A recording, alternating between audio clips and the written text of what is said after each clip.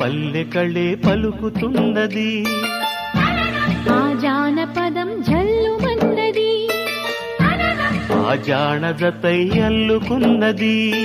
మొగలి పువ్వు మహారాజుకి మొదటి కానుక, ఎదను పరిచి వేసేయన ప్రణయ వేదిక.